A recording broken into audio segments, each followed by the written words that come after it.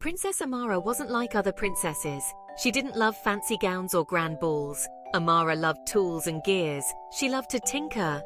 Amara's favorite place wasn't the royal garden. It was her workshop. It was filled with scraps of metal, colorful wires, and strange gadgets. The workshop was full of wonderful smells too, like sawdust and hot metal. Amara could spend hours in her workshop.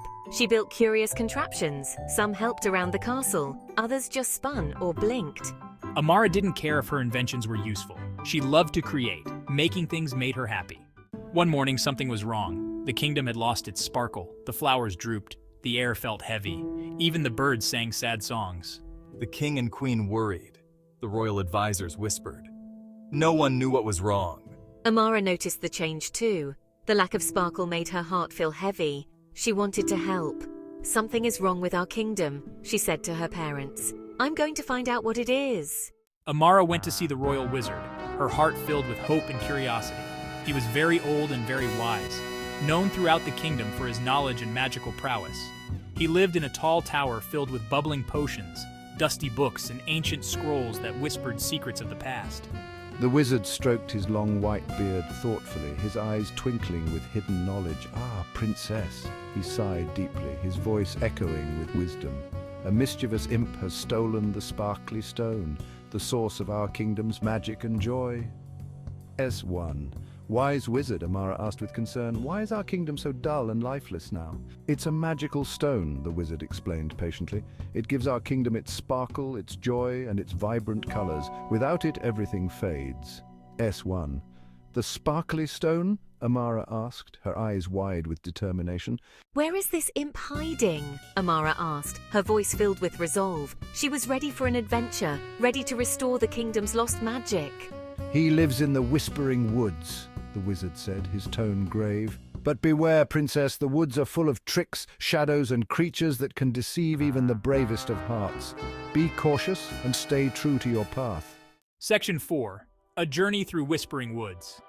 Amara packed a bag. She took her tools, some snacks, and a bright smile. She wasn't afraid of the Whispering Woods. She was determined to bring back the sparkly stone. The woods were dark and mysterious. Trees whispered secrets in the wind. Strange creatures peeked from behind mossy logs. Amara kept going. She used her tools to clear a path. She used her smile to chase away the shadows. Finally, she reached a clearing. In the center sat a tiny creature with bat wings and a mischievous grin. This had to be the imp. "You must be the imp who stole the sparkly stone. How could you do such a thing?" "It's not stealing, it's borrowing, narrator," Amara said, her voice filled with a mix of frustration and curiosity. She tried to sound stern, but the imp was quite funny-looking with his oversized ears and mischievous grin. "Why do you need it? What could you possibly want with our kingdom's most precious treasure? Our kingdom is sad without its sparkle. The people are losing hope, and the joy has faded from their lives." "Everything here is so gloomy and serious. No one ever laughs." Narrator, the imp sighed, his shoulders slumping as he spoke. Amara thought for a moment, her mind racing to find a solution that could bring back the laughter and joy. Then she pulled out some scraps of metal and wire from her bag. She started to tinker, her fingers moving deftly as she worked. The imp watched, his eyes wide with curiosity and a hint of hope. Amara built a tiny wind-up creature, carefully assembling each piece with precision and care. When she wound it up, it danced and jiggled, making funny noises that echoed through the forest. The imp burst out laughing, his laughter ringing out like a melody. He hadn't laughed so hard in years. The sound of his laughter was infectious, and soon Amara found herself laughing too, the gloom lifting from their hearts. Section 6. A Different Kind of Princess. Amara spent the rest of the day playing with the imp. They explored the enchanted forest together, discovering hidden nooks and crannies filled with magic. She made him toys from twigs and leaves, and told him jokes that echoed through the trees. They laughed until their sides ached, their laughter blending with the sounds of the forest. Finally, as the sun began to set, the imp pulled out a glowing stone from his tiny satchel. "Here, take it back. You deserve it. You've shown me kindness and joy." Amara returned to the kingdom, the sparkly stone glowing warmly in her hand. As soon as she crossed the border, the kingdom came alive. Flowers bloomed in vibrant colors. Birds sang melodious tunes.